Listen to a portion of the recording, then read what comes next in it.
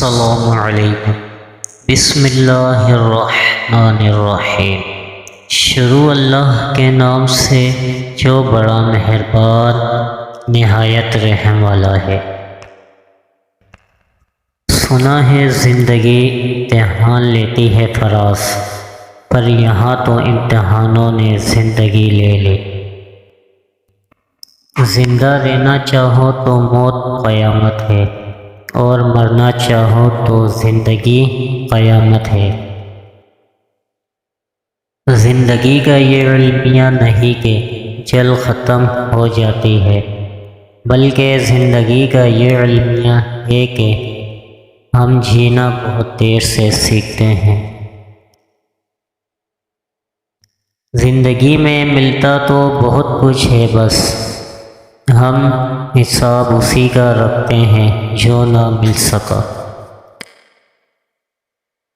جب زندگی دیتی ہے تو احسان نہیں کرتی، اور جب لیتی ہے تو لحاظ نہیں کرتی۔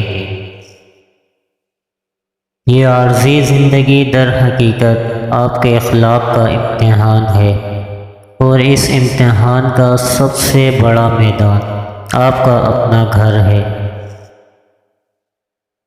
زندگی سے محبت موت کا خوف پیدا کرتی ہے، مقصد کی محبت موت کے خوف سے آزاد کر دیتی ہے۔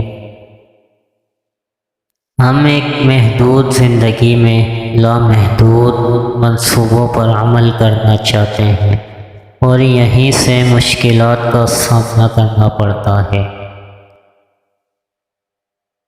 زندگی کے آدھے غم انسان دوسروں سے غلط توقعات کر کے خریدتا ہے۔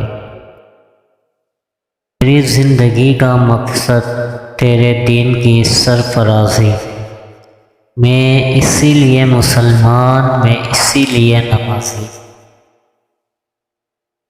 سسکی سے شروع ہو کر ہچکی پہ ختم ہونے والے مختصر سفر کو زندگی کہتے ہیں۔ زندگی میں جب انسان کو ہدایت مل جائے، وہ یہ نہ دیکھے کہ کیا کر چکا ہے، بس وہاں سے راستہ بدل لے۔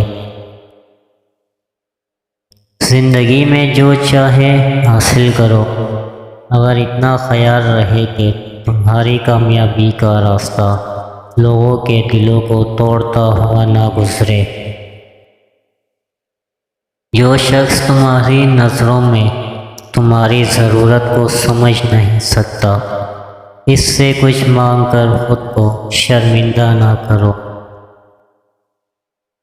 مخلص رشتوں کو مجبوریوں میں ظاہر نہ ہونے دے، کیونکہ مجبوری تو ختم ہو جائے گی لیکن رشتے نہیں جڑیں گے۔ قدر کرنی ہے تو زندگی میں کرو، چہرے سے کفن اٹھاتے وقت تو نفرت کرنے والے بھی رو پڑتے ہیں۔ خواب جن کے اونچے اور مست ہوتے ہیں، امتحان بھی ان کے زبردست ہوتے ہیں۔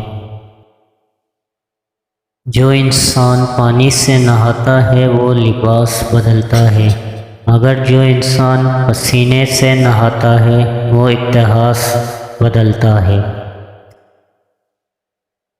شاخیں رہیں تو پھول بھی پتے بھی آئیں گے، یہ دن اگر برے ہیں تو اچھے دن بھی آئیں گے۔